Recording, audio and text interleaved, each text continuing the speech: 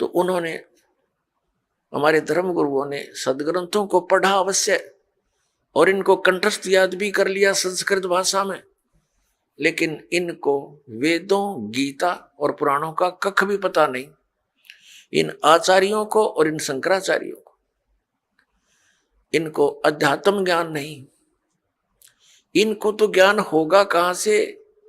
जिन भगवानों को ये पूजते हैं हमारे आचार्य और धर्म शंकराचार्य, और हमें उन्हीं को पूजने की सलाह देते हैं कि ये भगवान है। कौन?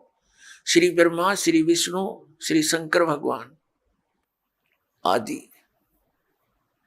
और इनको ये परमात्मा बताते हैं, भगवान बताते हैं, ईश बताते हैं, और इनकी पूजा स्वयं भी करते, हमें भी करने की सलाह देते हैं।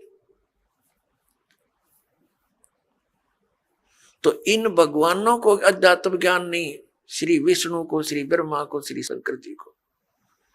तो हमारे धर्म गुरुओं को, शंकराचार्यों को, आचार्यों को ज्ञान कहां से होगा?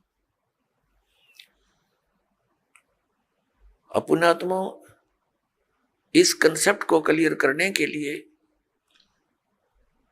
कि इन भगवानों को भी ज्ञान नहीं, श्री विष्णु जी को, श्री ब्रह्मा, श्री शंकर जी को, और दुर्गा को भी कंप्लीट ज्ञान नहीं, श्री देवी जी को भी, और ब्रह्म, इस जिसको ये परम ब्रह्म बोलते हैं, ये है तो ब्रह्म सरपुरुष, इसको भी कंप्लीट ज्ञान नहीं। अपने आत्माओं, ये बड़ा विवाद का विषय बन जाएगा यदि इस वाक्य को यही छोड़ दिया और प्रमाण ना दिखाए। प्रथम तो आपको 19 पुराणों में आप ये दास दिखाएगा कि ब्रह्मा और विष्णु और शंकर ये भगवान नहीं है, ये ईश नहीं है, और ये हमें हमारे धर्मगुरु शंकराचार्य और आचार्य, ये मंडलेश्वर, ये कहते ये भगवान है। तो इन्होंने हमारे साथ कितना धोखा किया है। प्रथम तो ये दिखाते हैं कि श्री विष्णु, श्री ब्रह्मा और श्री शंकर जी को, और सतयुग से लेकर आज तक के गुरुओं ब्राह्मणों को, ये शंकराचार्य और आचार्य सारे ब्राह्मण ही है। ब्राह्मण पुण्यात्माओं को जाति सूचक नहीं है। ब्राह्मण वो व्यक्ति है जो अध्यापक पद पर विराजमान है, जो उस कर्म को कर रहा है। जैसे 4 वर्ण बनाए, ब्राह्मण, वैश्य, अक्षत्रिय और शूद्र। अपने आत्माओं, जैसे आज कोई ब्राह्मण का लड़का और मिलिट्री में वो भर्ती है, फौज में, तो वो ब्राह्मण वर्ण में अवश्य है, लेकिन वो ब्राह्मण कर्म नहीं, वो तो क्षत्रिय है। ऐसे ही कोई वैश्य का लड़का मिलिट्री में भर्ती है, तो वर्ण वैश्य अवश्य है उसका, लेकिन कर्म वैश्य नहीं है। इसी प्रकार अन्य समझे, कोई शूद्र का लड़का और मिलिट्री में भर्ती है तो वो अक्षत्रिय है, शूद्र वर्ण में अवश्य जन्मा है। तो कर्म से ही ये क्रियाएं और ये जाति बनी है। तो जो धर्म गुरु हैं वही ब्राह्मण कहलाते हैं, चाहे वो किसी मजहब जाति का हो। मेरे पूज्य गुरुदेव जी ब्राह्मण वर्ण में जन्मे थे, लेकिन वो अपने आप को ब्राह्मण नहीं कहते थे। हरियाणा के अंदर जिला भिवानी और चरखी दादरी के पास एक बड़ा पैतावास गांव है, वहां से ब्राह्मण वर्ण में जन्मे थे। और हमारे दादा गुरुजी से उनकी भेंट होगी, वो उनसे प्रेरणा पाकर घर त्याग कर चले गए, और वो अपने आप को संत कहते थे, ब्राह्मण नहीं। और मेरे दादा गुरुजी जाट थे, गांव छावला के दिल्ली में, और वो जाट होते हुए ब्राह्मण कहलाए, पंडित कहलाए, क्योंकि वो काशी विद्यापीठ से पढ़कर 4 विषय के आचार्य बन गए थे। गांव गोपालपुर, खरखोदा के पास, जिला सोनीपत में एक छोटा सा गांव है गोपालपुर, उसके अंदर आश्रम बना हुआ हमारे दादा गुरु जी का। उस पर लिखा है पंडित चिदानंद जी आश्रम। जाट होते हुए पंडित जी कहलागे, वो गुरु थे, ब्राह्मण बन गए, ब्राह्मण कर्म था उनका। तो पुण्यात्माओं, ये जो ब्राह्मण वर्ण वर्ग में है, ऋषि में ऋषि, ये ब्राह्मण कर्म करने वालों पर ही समझो अप्लीकेबल है। दास के ये जो ज्ञान है, वचन है, अन्य पर नहीं। तो अब सबसे पहले आपको दिखाते हैं कितना ज्ञान था ब्रह्मा विष्णु महेश को, और कितना ज्ञान था इस सतयुग के ब्राह्मण, सतयुग से लेकर आज तक के ब्राह्मण गुरुओं को। आपके रूबरू कराते उन्हीं पवित्र सदग्रंथों। पुण्यात्माओं, परमात्मा का पाना बहुत ही आसान है, मोक्ष भी बहुत ही सिंपल है, क्योंकि यह साधना बहुत सीधी सादी है। हमें ज्ञान न होने से हमारे कोई इन्होंने गलत मार्गदर्शन कर दिया, जिस कारण से हम परमात्मा नहीं प्राप्त कर सके, मोक्ष प्राप्ति नहीं हुई। सबसे पहले आप जी को श्रीमद् देवी भागवत से ये प्रमाणित किया जाएगा कि श्री विष्णु जी को, श्री ब्रह्मा जी को, व्यास जी को, नारद जी को ये कितना ज्ञान था, ये देखना। श्रीमद् देवी भागवत, सचित्र मोटा टाइप, केवल हिंदी, गीता प्रेस गोरखपुर से प्रकाशित है। श्रीमद् देवी भागवत, संपादक हनुमान प्रसाद पोदार, चिमनलाल गोस्वामी।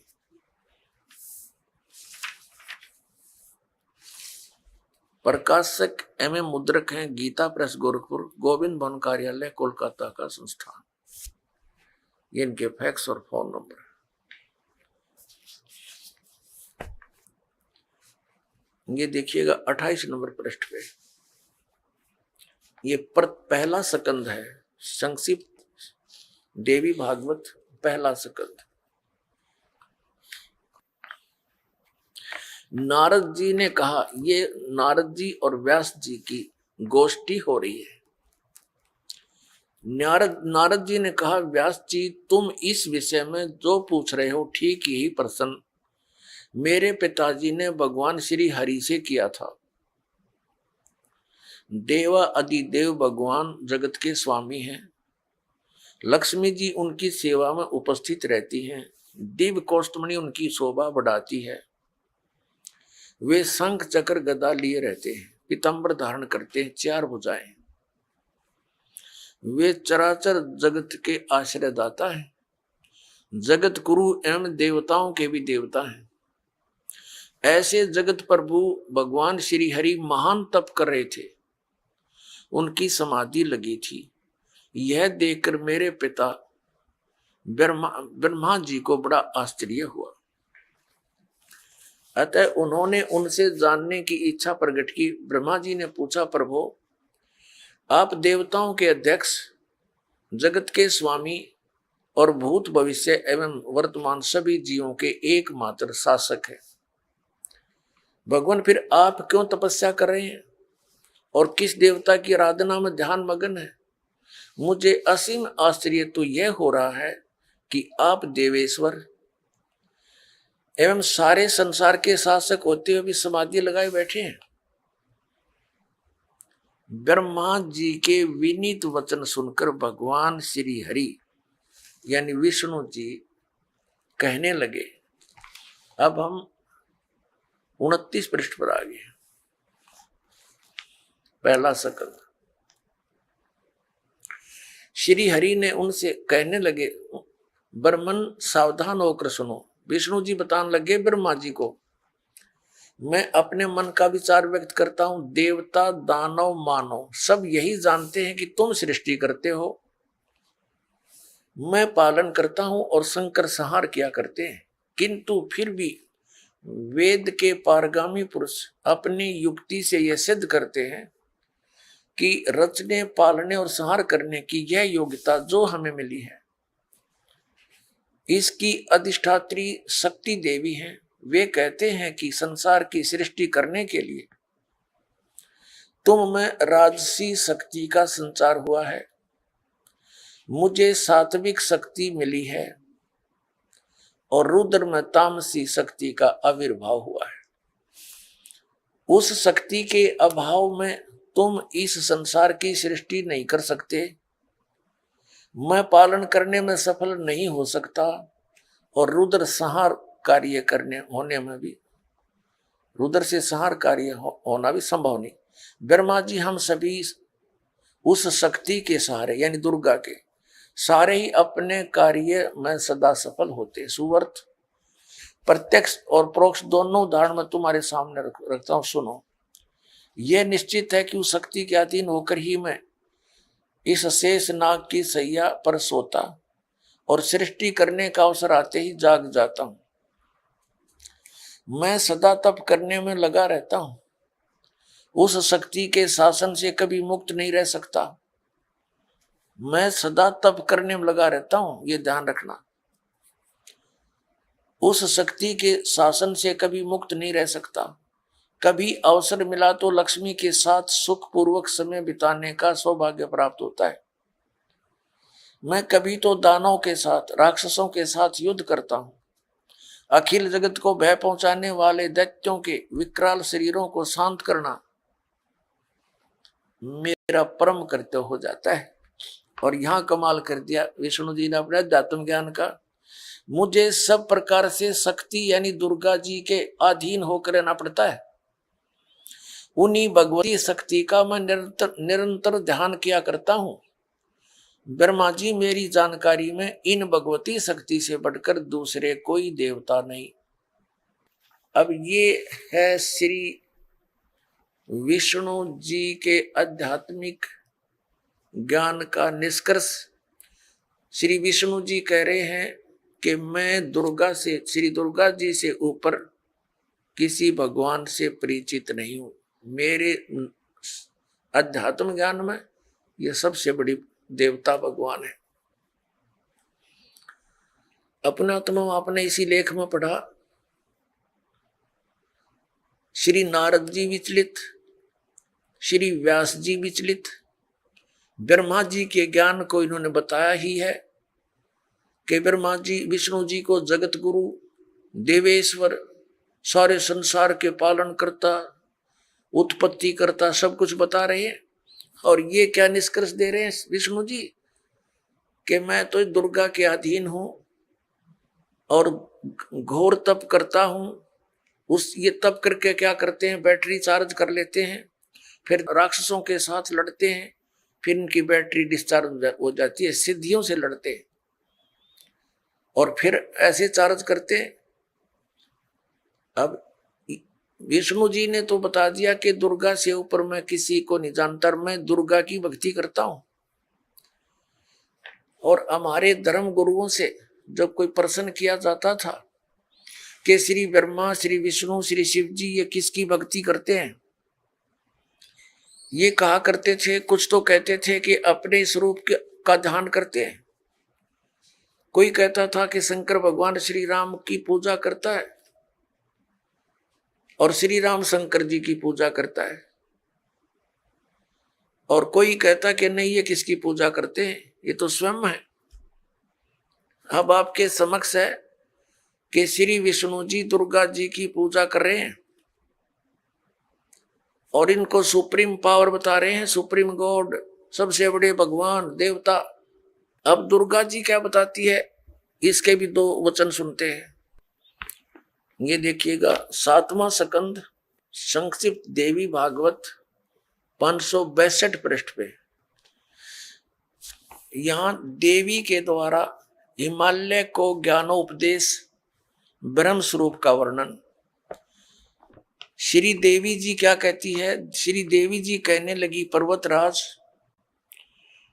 अब मैं तुझे ब्रह्म के बारे में जानकारी, पहले तो इसने अपने बारे में बताया, लेकिन फिर कहती है नहीं, उस ब्रह्म का क्या स्वरूप है यह बतलाया जाता है, जो प्रकाश रूप सबके अत्यंत समीप में स्थित हृदय रूप गुहा में स्थित होने के कारण गुहाचर नाम से प्रसिद्ध है और महान पद अर्थात परम प्राप्य है।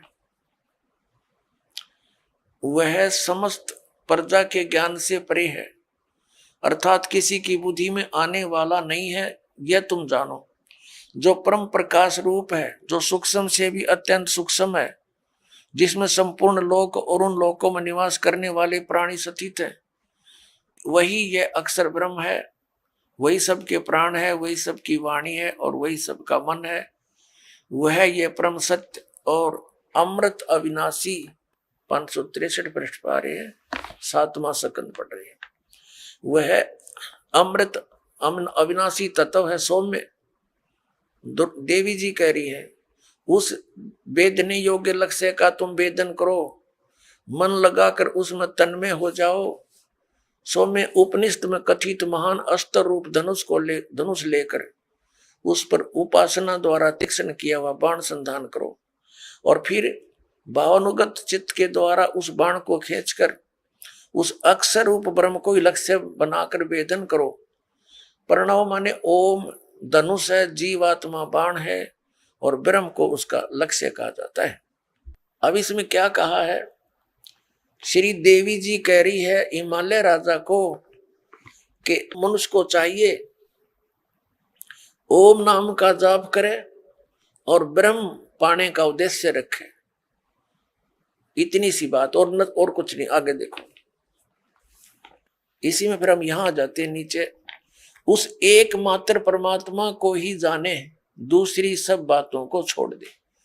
अब देवी जी, दुर्गा जी अपनी साधना को भी कहती है वो भी छोड़ दो, केवल एक उसी परमात्मा की भक्ति करो। यही अमृत रूप परमात्मा के पास पहुंचाने वाला पुल है। संसार समुद्र से पार होकर अमृत स्वरूप परमात्मा को प्राप्त कराने का यही सुलभ साधन है। यहां कहा कि इस आत्मा का ओम के जप के साथ ध्यान करो। इससे अज्ञान में अंधकार से सर्वथा परे और संसार समुद्र से पार जो ब्रह्म है उसको पा जाओगे, तुम्हारा कल्याण। वो कहां रहता है? हम 563 पढ़ रहे हैं। वह यह सब का आत्मा ब्रह्म, ब्रह्मलोक रूप दिव्य आकाश में स्थित है। वह ब्रह्मलोक में रहता है, इसका सीधा सा अर्थ है। अपनात्मा, ये तो अध्यात्म ज्ञान हो गया दुर्गा जी का। ये क्या बता रही है? श्री देवी जी कह रही हिमालय राजा को कि और सब पूजाएं त्याग दे, केवल एक ब्रह्म की पूजा कर, उसका ओम नाम है। उस साधना से तू ब्रह्मलोक को प्राप्त होगा। अपनात्मा, श्री मद भगवत गीता जी का ज्ञान ब्रह्म ने ही दिया, श्री कृष्ण जी में प्रवेश करके। अब वो ब्रह्म क्या बोलता है? श्रीमद् भगवत गीता अध्याय नंबर 8 के श्लोक नंबर 13 में कहता है कि ओम इति एकाक्षरम। ये देखिएगा, आपको इन सदग्रंथों से रूबरू करेंगे तभी आपको विश्वास होगा इस दास की बातों पर। ये है श्रीमद् भगवत गीता, जयदयाल गोविंद का इसके अनुवादक हैं, गीता प्रेस गोरखपुर से प्रकाशित। अध्याय नंबर 8 के श्लोक नंबर आपको 13 दिखाते हैं। अध्याय नंबर 8 श्रीमद् भगवत गीता, और यहां देखो 13वां श्लोक। ये 13वां श्लोक है। ओम इति एकाक्षरम ब्रह्म व्यवहारन माम अनुसमरण ये प्रयाति तजंदेहम स याति परमाम गतिम। अब गीता ज्ञान दाता ब्रह्म है। ये कहता है कि माम ब्रह्म, मुझ ब्रह्म का ओम इति एकाक्षरम, ये ओम यह एक अक्षर है। व्यवहारन अनुसमरण, उच्चारण करके सुमन करता हुआ, ये प्रयाति तजंदेहम, जो शरीर छोड़कर जाता है, स याति परमाम गतिम, वो परम गति को प्राप्त होता है। जो ओम से मिलने वाली परम गति है वो क्या है? वो श्री देवी जी ने स्पष्ट कर दिया कि ब्रह्मलोक प्राप्ति होगी।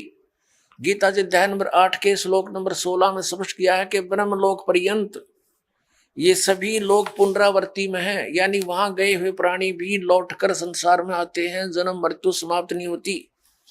ये देखिएगा, अध्याय नंबर 8 ही पढ़ रहे हैं हम श्रीमद् भगवत गीता का, और ये 16 नंबर है। हे अर्जुन, ब्रह्मलोक पर्यंत सब लोग पुनरावृत्ति में हैं।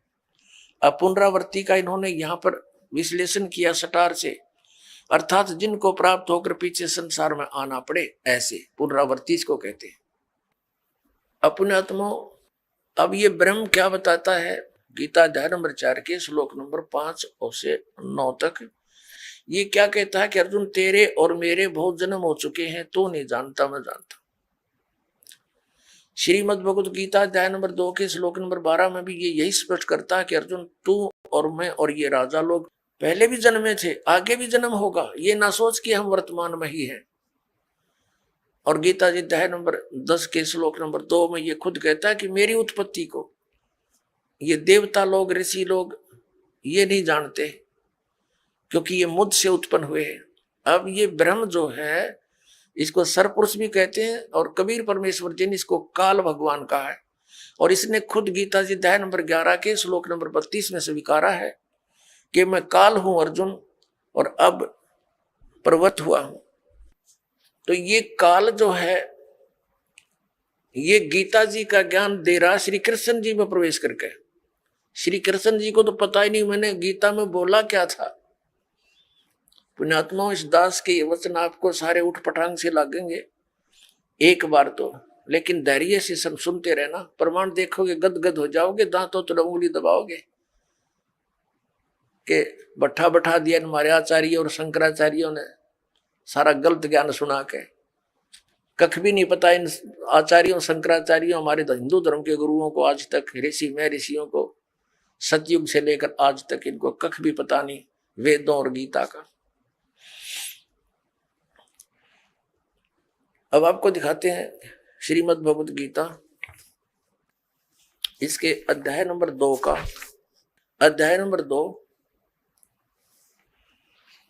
श्रीमद् भगवत गीता श्लोक नंबर 12। न तो ऐसा ही है कि मैं किसी काल में नहीं था, अथवा तू नहीं था, अथवा ये राजा लोग नहीं थे, और न ऐसा ही है कि इससे आगे हम सब नहीं रहेंगे। आगे देखो, ये देखिएगा, ये है गीता अध्याय नंबर 4 और श्लोक नंबर ये 5 है। यहां से इसका अनुवाद इन्होंने यहां किया है। हे परंतम अर्जुन, मेरे और तेरे बहुत से जन्म हो चुके हैं, उन सबको तू नहीं जानता, मैं जानता हूं। फिर यहां 9वें में क्या कहा कि ये 9वां श्लोक है 4थे अध्याय का, हे अर्जुन, मेरे जन्म और कर्म दिव्य अर्थात अलौकिक है। अब यहां क्या बताया है, अध्याय नंबर 2 के श्लोक नंबर 17 में कहा कि अर्जुन, नाश रही तो उसको जान जिससे संपूर्ण जगत व्याप्त है। इस अविनाशी का विनाश करने में कोई भी समर्थ नहीं है। यानी गीता ज्ञान दाता से अन्य है कोई जो वास्तव में अविनाशी है। गीता जी अध्याय नंबर 15 के श्लोक नंबर 1 से 4 और 16-17 में इन 3 प्रभुओं की जानकारी, 3 पुरुषों की। अब पहले आपको अध्याय नंबर 10 का श्लोक नंबर 2 दिखाते हैं। ये देखिएगा, अध्याय नंबर 10 श्रीमद् भगवद गीता अध्याय 10 और श्लोक 2 में, मेरी उत्पत्ति को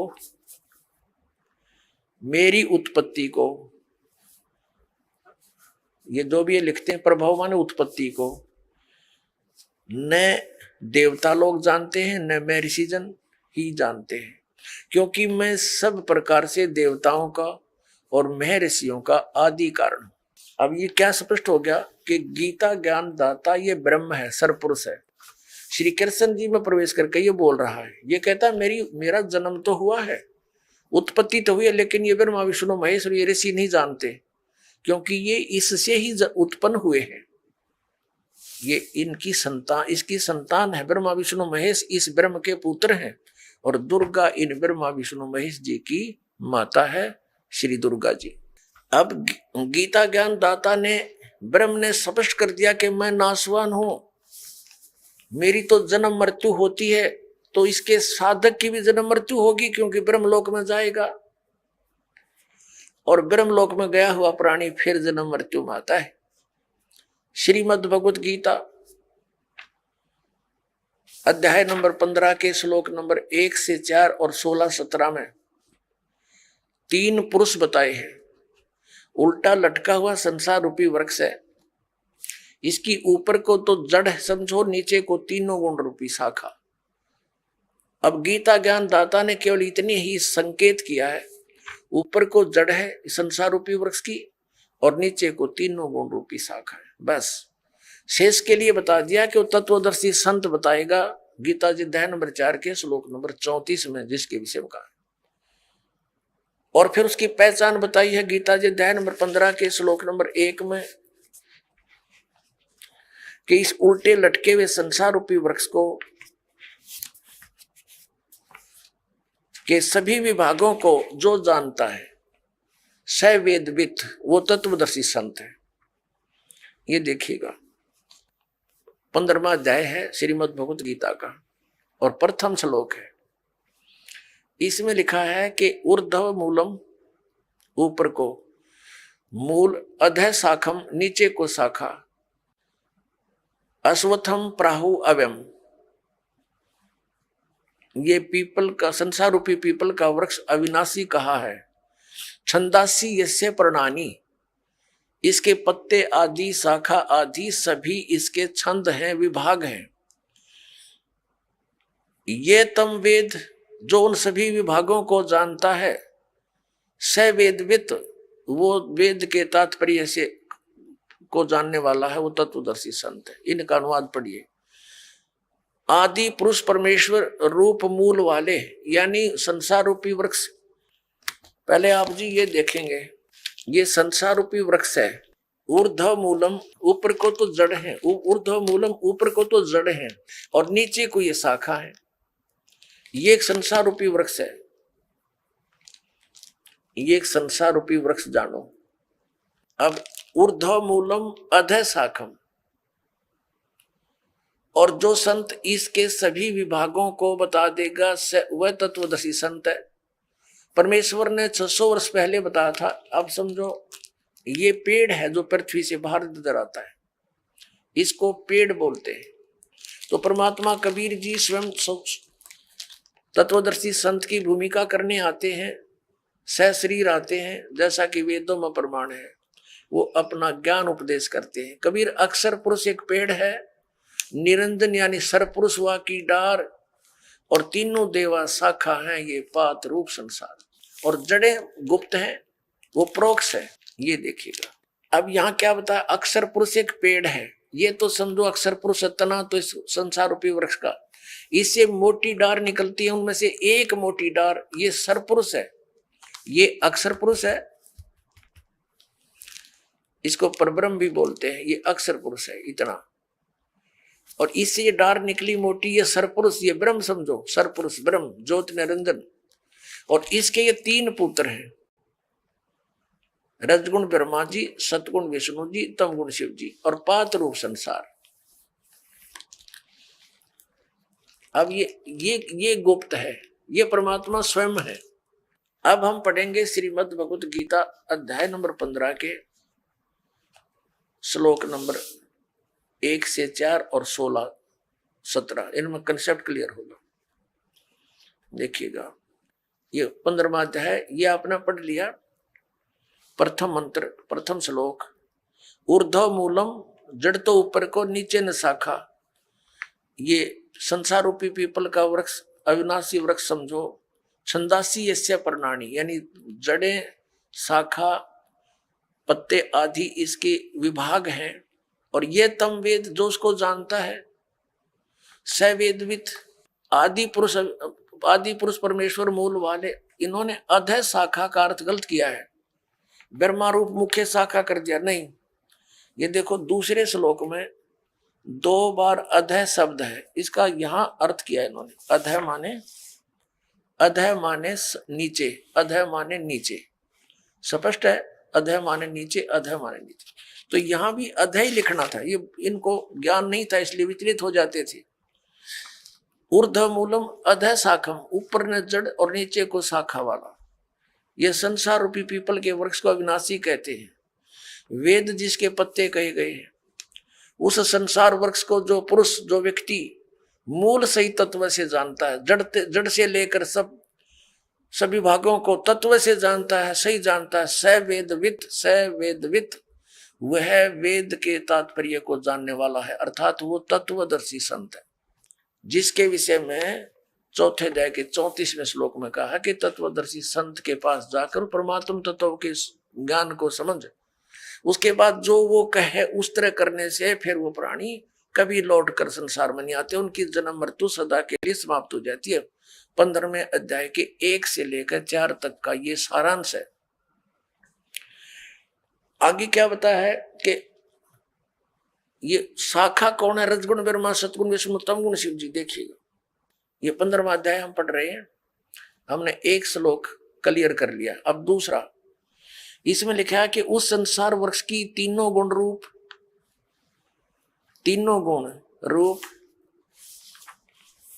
ये शाखा,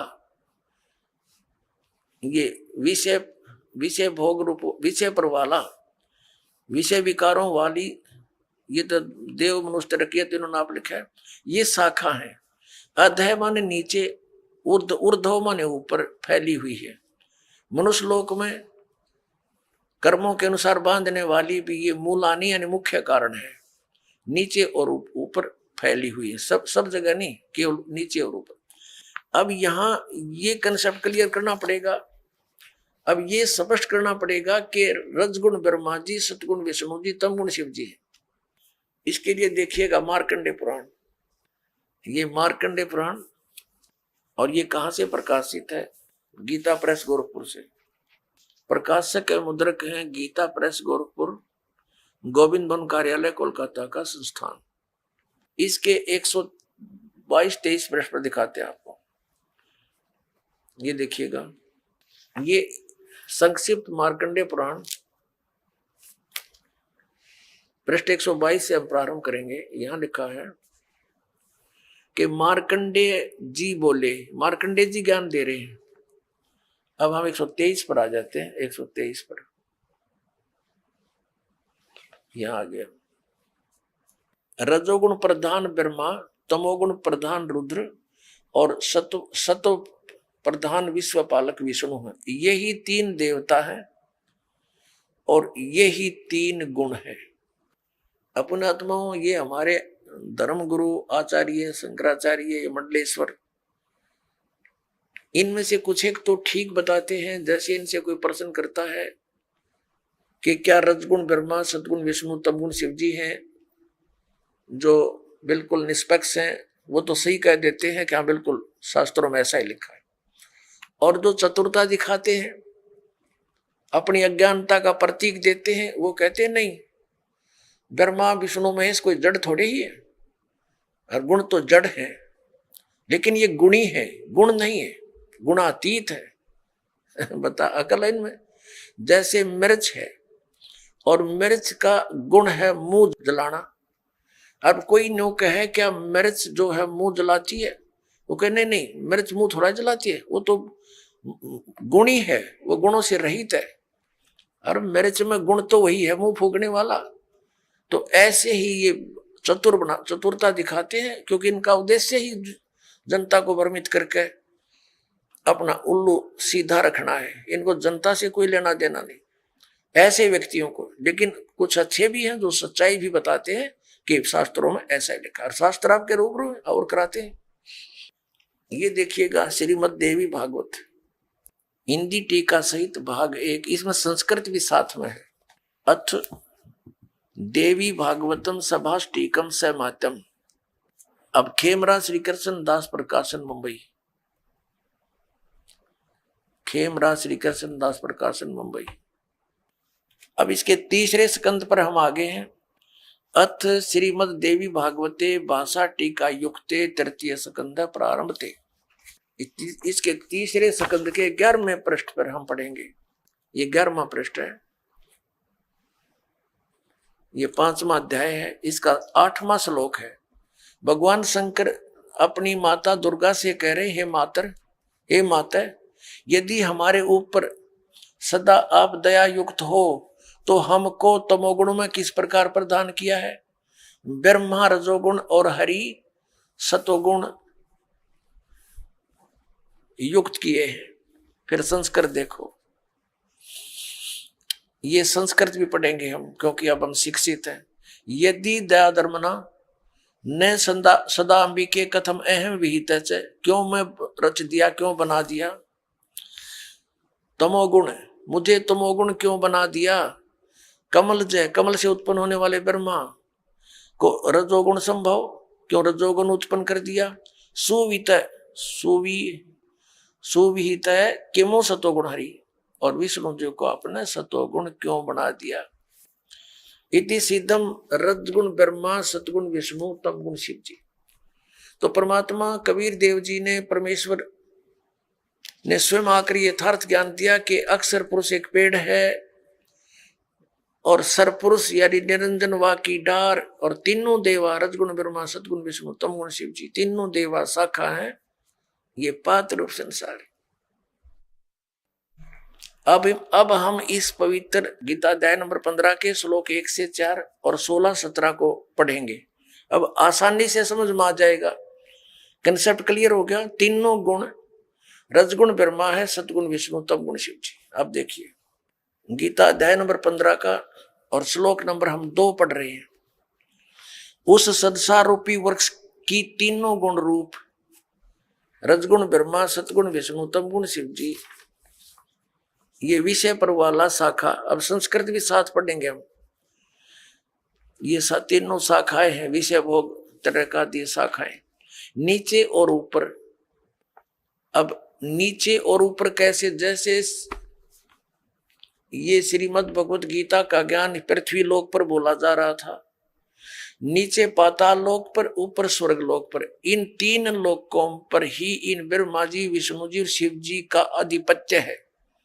यहां तक इनकी एक एक विभागीय मंत्री समझो, ये इन 3 लोकों पर, ऊपर स्वर्ग में, नीचे पाताल तक इसकी इनकी रेंज है, इनकी जो है ना प्रभुता है, इनकी सीमा है सर्वत्र नहीं। ये देखिए नीचे और ऊपर, सर्वत्र नहीं, ऊपर फैली हुई है मनुष्य लोक में, और कर्मों के अनुसार बांधने वाली भी यही मुख्य कारण है।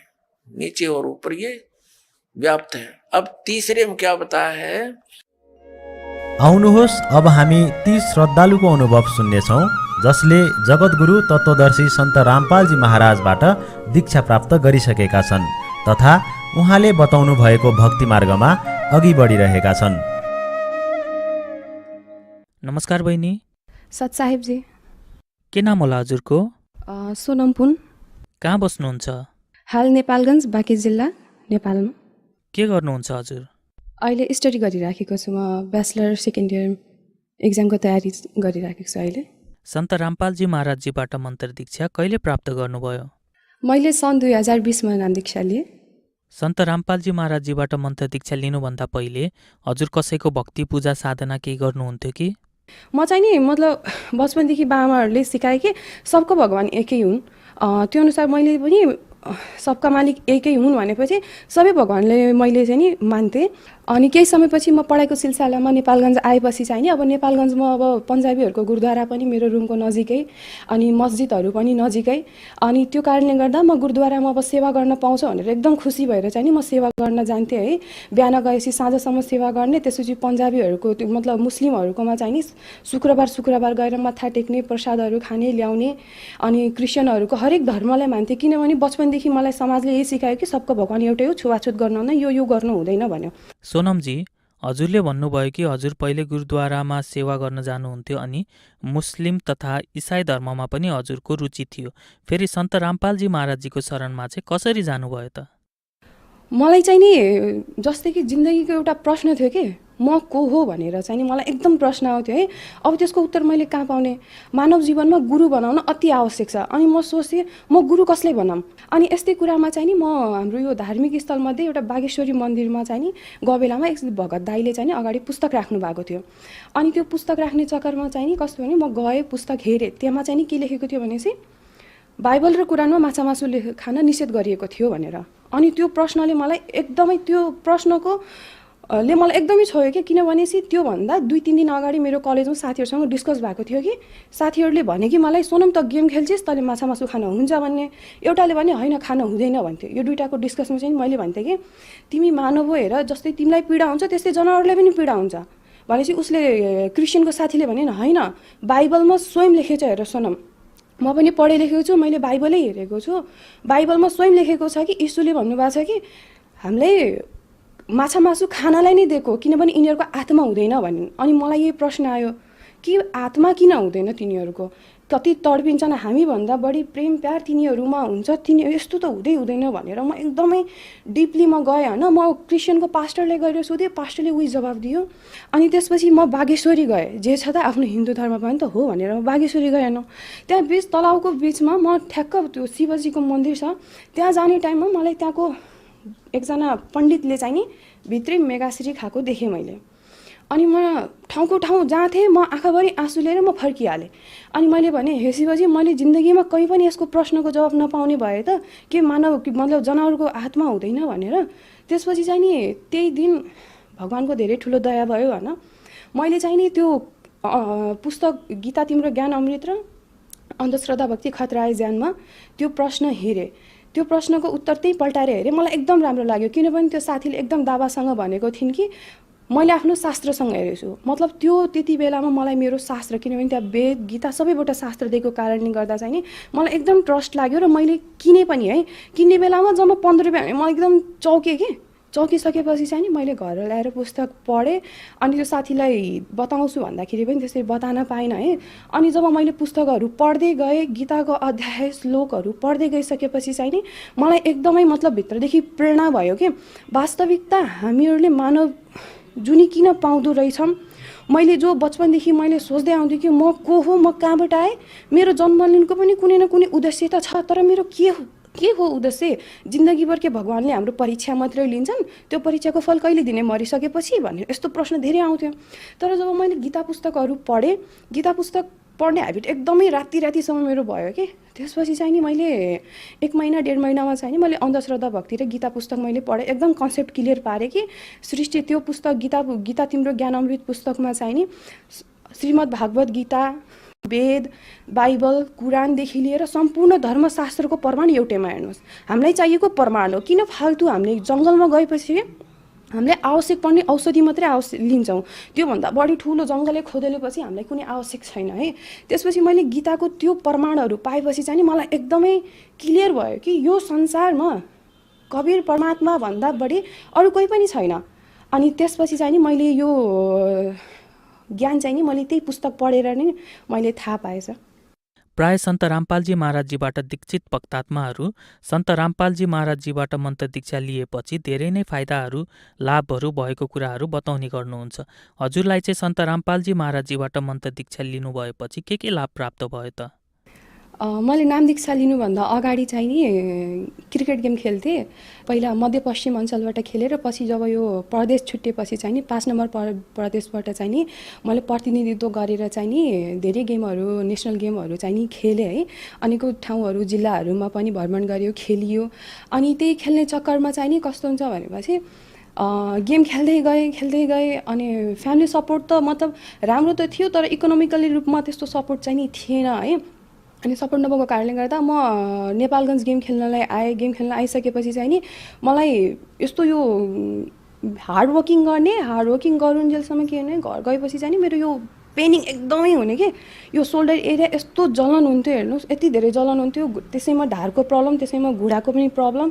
अब मैले सोच्थेँ कि मेरो अब हात खुट्टा दुवै मड्केको छ, त्यसैको कारणले होला पनि भन्थेँ मैले है।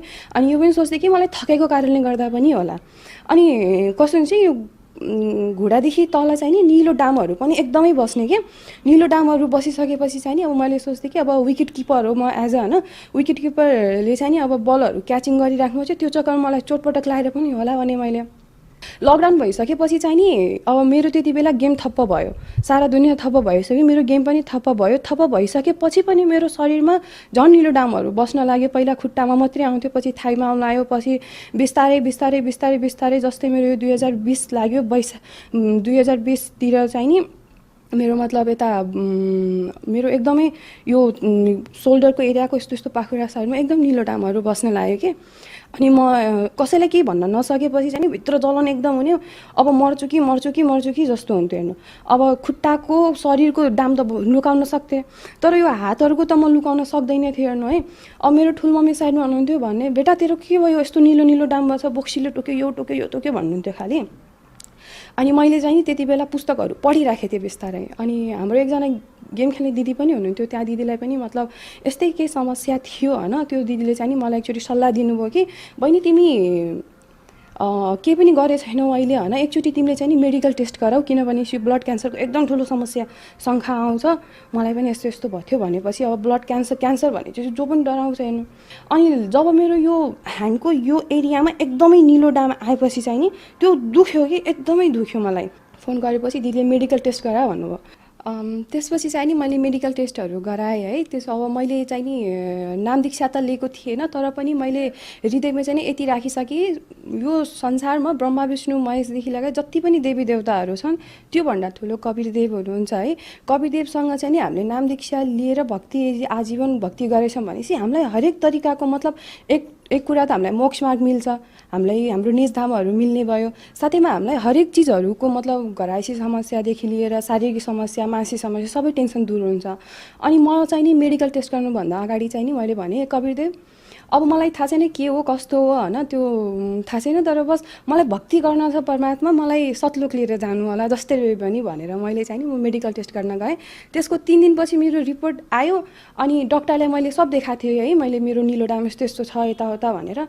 अनि 3 दिनमा चाहिँ नि डक्टरले चाहिँ नि मेरो रिपोर्ट हेरेर आफै चौकिनु भयो कि तपाईँले भनेअनुसार तपाईँको शरीरको स्ट्रक्चर हेरेअनुसार चाहिँ नि तपाईँको शरीर त एकदम नर्मल छ, न तपाईँलाई ब्लडको कमी छ न तपाईँलाई आइरनको कमी छ, मतलब कुनै चिजको पनि कमी छैन तपाईँलाई, यति यो भन्नुभयो है।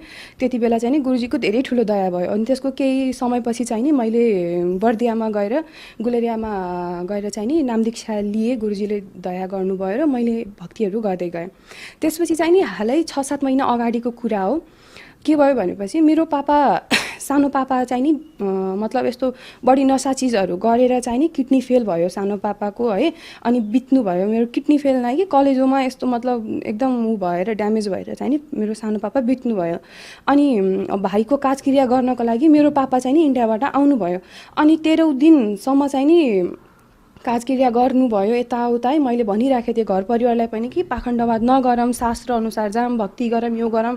तर पनि अब घरको सानो छोरी कसैले पनि नबुझ्ने मलाई होइन। त आफ्नो मार्गमा त सही छ, त हिँड, हामी आफ्नो मार्गमा हिँड्छौँ, हाम्रो आफ्नो फर्मालिटिजहरू छन् भन्न लाग्नुभयो।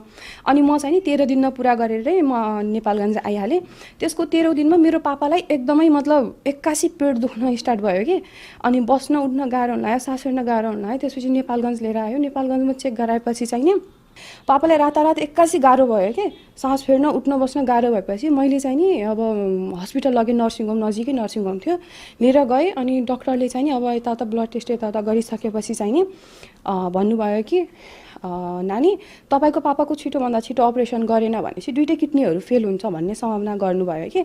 अब जे पनि यो लोकमा अब यो 5 विकार चिजले हामीलाई छोड्दैन है। मलाई पनि मोहमाया बाउप्रतिको लाग्थ्यो, टेन्सन लाग्थ्यो। पापालाई सम्झाइरहेको थिएँ, पापा नाम दीक्षा लिनु सबै ठिक हुन्छ, तर पनि पापाले केही पनि जवाब दिँदै हुँदैन थियो।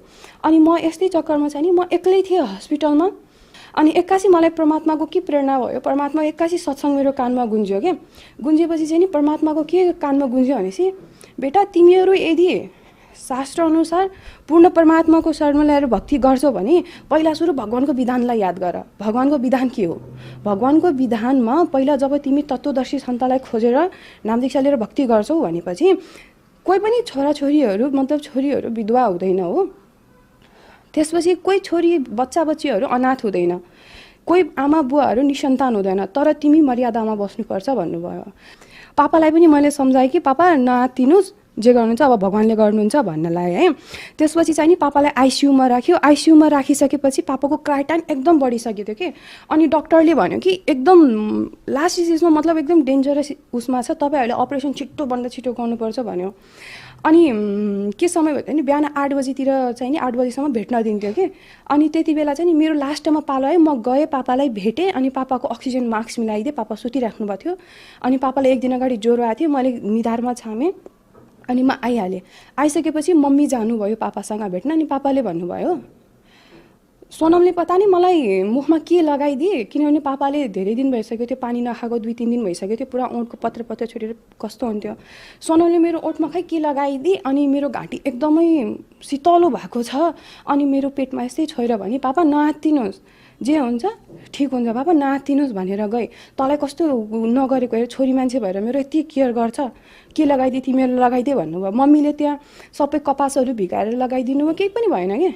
अनि मम्मीले भन्नुभयो रिसाले ठिक छ म तपाईँकै छोरीलाई पठाइदिन्छु भनेर चाहिँ नि भन्न आउनुभयो, तल आउनुभयो। जा तेरो पापालाई के लगाइदिए थिइस् तैँले, उहाँ पापा कराइराख्नु भएको छ, के लगाइदिए थिए गरे, आनन्द लाग्यो मात्रै भन्नुभयो। अब मैले भने कि मैले पापालाई मास्क मिलाइदिएछु, टाउको छामेछु, ज्वरो आयो कि आएन भनेर, मैले अरू केही पनि गरेको छैन मम्मी भनेर। अनि म त्यही रुन लागेँ कि, किनभने त्यो टाइममा गुरुजी नै मेरो साक्षात् रूप लिएर परमात्मा मेरो पापाको अगाडि आएर पापा नआत्तिनुहोस् भनेर सम्झाएर चाहिँ नि पापालाई जानुभयो। र त्यसैको साँझ भएको ब्लड टेस्ट भयो र भोलिपल्ट 11 बजे रिपोर्ट आयो। त्यति बेला रिपोर्ट यस्तो नर्मल्ली घटेर 81 त्यस्तो बढेको क्राइटाइन 81 घट्यो के। अनि त्यसपछितिर मैले अनि पापालाई गएर भने पापा हिजो थाहा छ हजुरलाई त गुरुजीले दर्शन दिनुभयो नि मेरो रूपमा, यो दासको पनि एकदम ठुलो बडो भाग्य थियो जो परमात्माले मेरो रूपमा आएर हजुरलाई दर्शन दिनुभयो र सम्झाएर जानुभयो पापा भने। अनि पापा पनि खुसी हुनुभयो। अनि त्यसपछि 81 डक्टरहरू आए, पापाको त्यो क्राइटाइन हेरेको देखेर सबैजना खुसी हुनुहुन्थ्यो कि। अनि खुसी भइसकेपछि अनि डक्टर आयो, 81 डक्टर र डक्टरनी मुख ताकाताक गर्छन् है। अनि यो के भयो हाउ हाउ हाउ भन्छन्। अनि मैले भने दाइ यो सबै मेरो गुरुदेवको दया हो भने, भगवान्को दया हो भने। अनि टुवा परे तिनीहरू।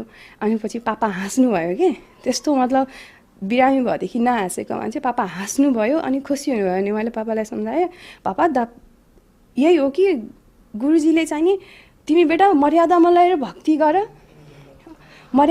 भक्ति गर, त्यसपछि तिम्रो सबै चिजको हेर्ने जिम्मा मेरो, बस तिमी चाहिँ नि मर्यादा मेरो भक्ति गर र तिमीले कहाँ जाने हो त्यो टार्गेट तिमीले बनाऊ भनेर चाहिँ नि गुरुजीको दयाले यति चाहिँ नि मलाई लाभ भयो। र साथै एकचोटि चाहिँ नि म अनि पापालाई यो एउटा जीवनदानै दिनुभयो भगवान्ले है मेरो पापालाई चाहिँ नि। र त्यसपछि चाहिँ नि एकचोटि के गर्ने, म भर्खर नाम दीक्षा लिएको थिएँ। नाम दीक्षा लिएपछि चाहिँ नि मैले प्रथम मन्त्र चाहिँ नि जप गर्दै साइकल चलाउँदै आफ्नो रुममा जाँदै थिएँ। अनि त्यहाँ 81 एउटा मतलब चोक छ, चोकबाट टर्निङ हुने बेला उताबाट ठुलो ट्रक आयो, म यताबाट गएँ। अनि त्यति बेला के भने मेरो आँखाको अगाडि एकदम कालो कालो आयो कि, मतलब मैले केही पनि अगाडि देखेन। मेरो डिसब्यालेन्स भएपछि चाहिँ नि म लड्नसम्म तयार, मतलब लड्नेसम्म अवस्था आयो है। अनि उताबाट गाडीको पनि भयो, गाडी पनि डगमग भयो र मेरो अगाडि यति ठुलो पोल थियो। अनि मैले भने हे गुरुदेव भनेर म यस्तै मतलब मेरो मुखबाट उच्चारण भयो र 81 मेरो हातमा पता नि अब भगवान्कै दया होला है, मेरो हातमा चाहिँ नि अब ब्रेक पनि लागेको छैन, के पनि भएको छैन, तर मेरो हातमा कसैले टच गर्यो र 81 मेरो त्यो साइकल ठाउँको ठाउँ रुक्यो के, न त्यो स्लिप भयो न के भयो, ठाउँको ठाउँ रुकिगयो। अनि ट्रक पनि आफ्नो ठाउँमा कटेर गयो। मालिकले चाहिँ नि मेरो जो गुरुजीले पनि भन्नुहुन्छ कि जो मस्तिष्कमा सुलियो वो काटेमा टल्छ। गुरुजीले पनि त्यस्तै ठुलो ठुलो हानिलाई मृत्यु नै थियो होला सायद है, सानो सानो चोटमा चाहिँ नि बदलिदिनुहुन्छ। अरू अनेकौँ यस्तो लाभहरू छन् है, त्यो चाहिँ नि अब भनेरै गिन्ती छैनन्। कतिपय मानिसहरू सन्त रामपालजी महाराजजीको शरणमा कम पढे लेखेका मानिसहरू अन्धविश्वासका कारण जाने गर्छन् भनेर भन्ने गर्छन्। हजुर त एउटा पढे लेखेको युवा हुनुहुन्छ, यस विषयमा हजुर के भन्न चाहनुहुन्छ? सन्त रामपालजी महाराजजीले चाहिँ नि आफ्नो सत्सङ्गमा भन्नुहुन्छ कि ज्ञान बुझ्न भक्ति गर्नको लागि कुनै उमेर चाहिँदैन है। 3 वर्षको उमेरको बच्चाहरूदेखि चाहिँ नि नाम दीक्षा लिएर भक्ति गर्न चालु गर्छ। र अहिले म के भन्न चाहन्छु भनेपछि हामी पढे लेखेको समाज छौँ, हामी अब जस्तै कि बचपनदेखि मैले पनि हेर्दै आएँ, हामीलाई दन्त्यकथामा कति घुलमिल गराए, दन्त्यकथामै आधारित रहे। अब त हामी पढे लेखेको छौँ नि, पढे लेखेकोले त अब हामीलाई प्रमाण चाहियो। त्यही भएर म सबैसँग भन्न चाहन्छु कि आफ्नो सद्ग्रन्थलाई एकचोटि हेर्नुहोस् होइन। हाम्रो समाजमा कति विकृतिहरू फैलिरहेको छ है, धेरै विकृतिहरू। त्यसमध्ये अहिले नसा चिजहरू, एकदम नसामा हाम्रो भाइ बहिनीदेखि लिएर हरेक समाजहरू डुबिरहेको छ। त्यसैमा दाइजो प्रथादेखि लिएर कुप्रथा, पाखण्डवादहरू धेरै छन् हेर्नुहोस्। त्यही भएर यो होइन कि अशिक्षित मान्छेले मात्रै भक्ति बुझ्छ। शिक्षित मान्छे, हजुर हामी जस्तो शिक्षित मान्छे मिलेर नै हामीले समाजले सुधार्ने हो कि। यदि हजुर हामी जस्तो मान्छे समाज सुधारमा लागेनौँ भनेपछि हामीले पढे लेखेर जति नै डिग्री हासिल गऱ्यौँ नि त्यो कुनै पनि कामको छैन हेर्नुहोस्। र अन्तमा टिभी हेरेर बसिरहनुभएका नेपाली दाजुभाइ तथा दिदीबहिनीहरू यदि कोही सन्त रामपालजी महाराजजीबाट मन्त्र दीक्षा लिन इच्छुक हुनुहुन्छ भने उहाँहरूले सन्त रामपालजी महाराजजीबाट मन्त्र दीक्षा कसरी प्राप्त गर्न सक्नुहुन्छ, यसको विषयमा केही भनिदिनुहोस् न। अहिले सन्त रामपालजी महाराजजीसँग चाहिँ नि नाम दीक्षा लिनको लागि चाहिँ नि एकदमै सजिलो भएको छ हेर्नुहोस्। जस्तै कि हाम्रो नेपालकै अब टिभी च्यानलहरूमा पनि अनेकौँ टिभी च्यानलहरूमा सत्सङ्गहरू अहिले प्रसारण भइराख्छ है। त्यो प्रसारण हुने क्रममा चाहिँ नि हाम्रो त्यो टिभी च्यानलको जस्ट तलतिर चाहिँ नि एउटा पट्टी चलिराखेको हुन्छ। त्यो पट्टीमा चाहिँ नि केही नम्बरहरू दिएको हुन्छ। त्यो नम्बरमा चाहिँ नि हजुरले सम्पर्क राखेर चाहिँ नि हजुरले निःशुल्कमा पुस्तक पनि मगाउन सक्नुहुन्छ। साथै त्यो अहिले अनेकौँ नेपालमा पनि अनेकौँ ठाउँमा नामदान केन्द्र भइसकेको छ। त्यो नम्बरमा सम्पर्क गरेर आफ्नो नजिक नामदान कुन छ त्यो पत्ता लगाएर चाहिँ नि सन्त रामपालजीसँग नाम दीक्षा लिएर हजुरहरूले पनि एउटा मोक्ष मार्ग खोज्नुहोस् र आफ्नो आत्मकल्याण के हुन्छ त्यसमा जानुहोस्, यही भन्न चाहन्छु म। धन्यवाद बहिनी। सत साहेबजी।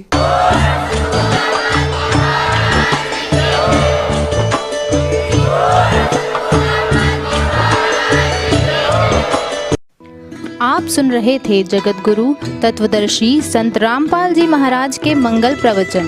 अधिक जानकारी के लिए संपर्क करें।